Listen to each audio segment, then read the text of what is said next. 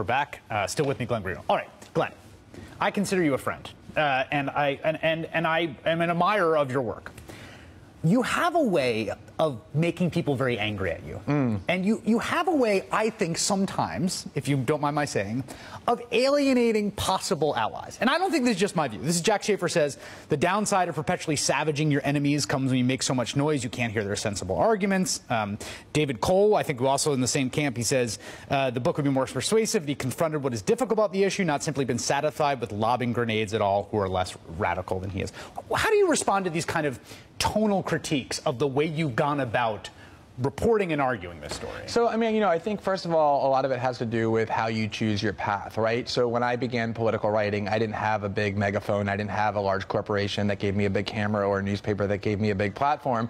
I had to find a way to be heard. And it wasn't just the finding a way to be heard, it was the message itself, which was one of this sort of fundamental critique of large media and political cultures. And if you're making that kind of critique, there's a tendency to just first ignore it and then to sort of mock it. And so you've got to be aggressive in terms of having your critique heard. And the other thing is, I think that one of the things that we're missing is someone who is a sort of outsider who does make very unapologetic and unflinching critiques of political and media elites, in part because there's a cost to it, which is that the people who are political media elites don't like it.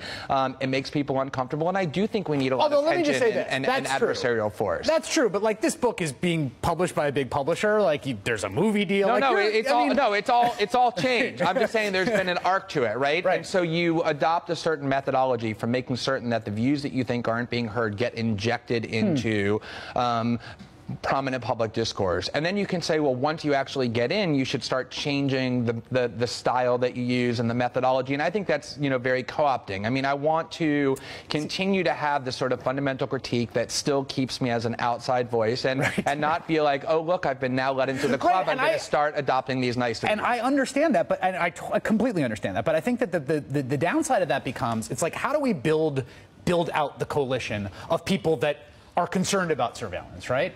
And it sometimes seems to me that the way the Snowden story is played out, and that's partly, I think, a product of that tone, is that people feel like they have to choose between Barack Obama and Glenn Greenwald. Right. And there are millions of people in this country who are like, if that is the choice, I choose Barack Obama. Right? Because, I like Barack Obama, and Barack Obama got a lot of people Medicaid. Yeah, but the reality of our political culture, which is probably immutable. I mean, a lot of the people that you're talking about who watch your show, who hate me, 5 years ago didn't. They actually loved me. The reason why I was able to build a platform in the years of George Bush was because progressives and Democrats and liberals, the very people you're talking about, were cheering for everything I was doing and didn't find problems with the tone. I think there's no shortage of David Coles in the world or Bart Gellmans in the world, people who use sort of muted and polite terminology and tone in order to make certain arguments, and they're out there. And I think that there's a lot of those people, and what we need is people who are making other people, particularly those with influence, uncomfortable. And of course, when you're doing that, and we've always had people whose role that was, you're going to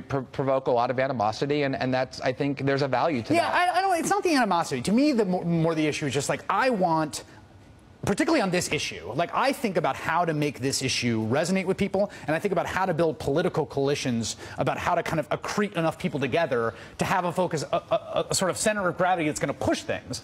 And I worry sometimes about the cost. I get that, but I think it's pretty hard to argue with the results, right? Like, here we are a year later, and there's a reason why the interest level in this story has been sustained globally. I was writing about surveillance for 8 years. You have to use innovative and aggressive strategies to make people care, and there's been huge shifts in polling data. I mean, there's a Pew poll that says for every single year since 9/11, people overwhelmingly fear terrorism, not their government, and now that has radically reversed. So, yeah, I'd much rather have positive results and be hated by a good number of people than the other way around, be loved by everybody and fail. The Glenn Greenwald bumper sticker right there. Glenn Greenwald, thank you so much. Thank you, Chris. Really appreciate it. That is all in for this evening. The Rachel Maddow Show starts right now.